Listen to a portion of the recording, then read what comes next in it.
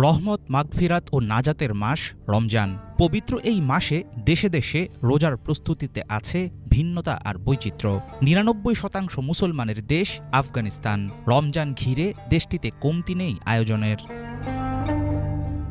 আফগানিস্তানের মসজিদগুলোতে একত্রে ইফতার করেন স্থানীয় মুসলমানরা। এই অঞ্চলের ইফতার তালিকায় থাকে গরু ও খাসির মাংসের কাবাব, নানা রকম তাজা ও শুকনো ফল, বাদাম, ফলের জুস। ইফতার টেবিলে সমাদর পায় এক ধরনের বিশেষ স্যুপ, সুরুয়া, ভেড়ার মাংসের দো পেঁয়াজা।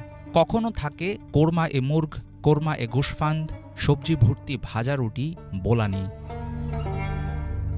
বিভিন্ন ধরনের পাকোড়া, শিরনি, খোরমার মতো মিষ্টি খাবার থাকে ইফতারের দস্তরখানে। সাথে থাকে পাস্তায় মোড়ানো মাংসের কিমা, মান্টো। ভাপে রান্না করা পেঁয়াজ আর মুরগির পুর ভর্তি ডাম্পলিং জাতীয় খাবারটি আফগানদের বেশ প্রিয় আইটেম।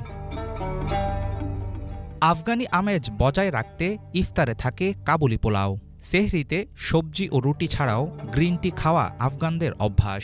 গ্রামাঞ্চলে ইফতারে প্রাধান্য পায় বিভিন্ন রকম শাকান্ন, আলু ও অন্যান্য সবজি।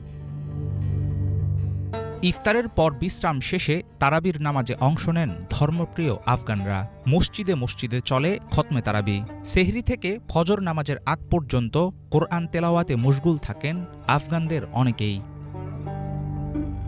হজরত ওমর রাদিয়াল্লাহু তাআলা আনহুর শাসনামলে আফগান অঞ্চলে ইসলামের আগমন ঘটে। চলমান অর্থনৈতিক দুরবস্থার মধ্যেও ধীরে ধীরে ঘুরে দাঁড়াচ্ছে মধ্য ও দক্ষিণ এশিয়ার দেশ আফগানিস্তান। আল্লাহর নৈকট্য লাভের মাধ্যম হওয়ার পাশাপাশি দেশটির জন্য পবিত্র রমজান হোক অর্থনৈতিক সমৃদ্ধির উপলক্ষ। হাফিজুল ইসলাম, বাংলা।